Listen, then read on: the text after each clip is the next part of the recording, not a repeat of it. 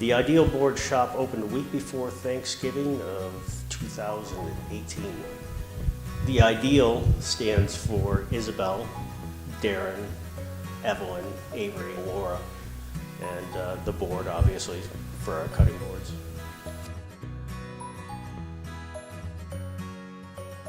We sell cutting surfaces, cutting boards, small kitchen islands, and a few larger kitchen islands. Out of the actual woodworking shop, we do cabinets and custom built-ins, anything that can be used inside the home. I make, I think I make 4 different types. One is an end grain cutting board, which is typically used day by day. I mean, it can be used every day.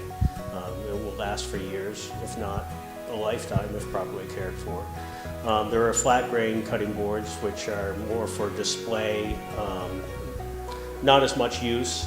They can be used as much, but they're not going to last as long as a regular end grain cutting board. Edge grain cutting boards, which we typically use for utility work, cutting a lot.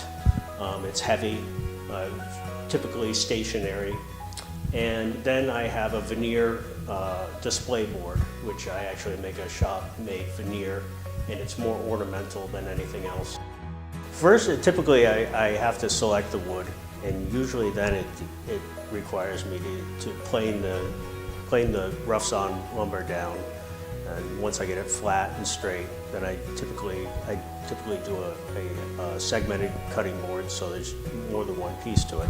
So I slice the boards into another board, which I would call a blank, and then from a blank, I then decide whether I'm going to turn it into an end grain cutting board or a segmented display board.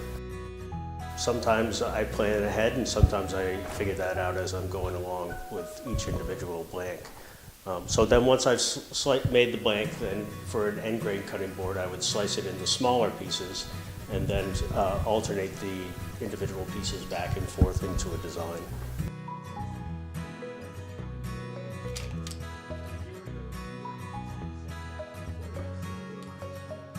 I think the Ideal board is unique because we make all the products here from start to finish, getting the wood and all the way to the finish. And Darren creates all the designs, so every piece is unique. A lot of it has to do with the amount of effort that he puts into the boards. You can see that a lot of them have a lot of inlays and just sort of like detail added into them that other shops really don't have. The effort that he puts into the boards is what differs from any other place that I've been to. Well, he has a lot of kinetic art. He doesn't like to call it art usually because he thinks of it more as woodworking than art. But he likes to put a lot of movement into what he makes. You can see in some of the boards how they have like curves, and he follows the grain of the wood.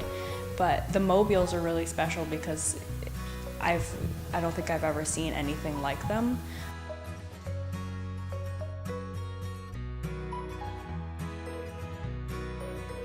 So the Ideal Board's products, the quality is perfect. They're a piece of art, so it's hard to compare it to something else because there's no standard. It's just, does the product hold together? Yes. Is it visually pleasing? Absolutely. Is it creative? Certainly. So I think the quality, the aesthetics, and the utility as well of many of the, particularly the boards, is first rate. I like the fact it's made by a real artist with a lot of care to detail and a beautiful sense of aesthetics.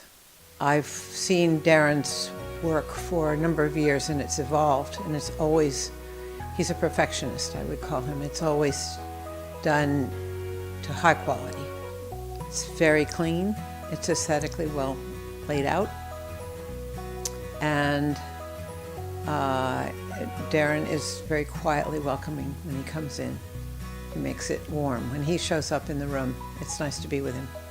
I think we're definitely part of the community. We know people. When you have a big corporation, you don't necessarily know a lot of the people, and being able to help in the community, people looking for donations, and you're invested in the community and the people. I think it's kind of like a community-based thing.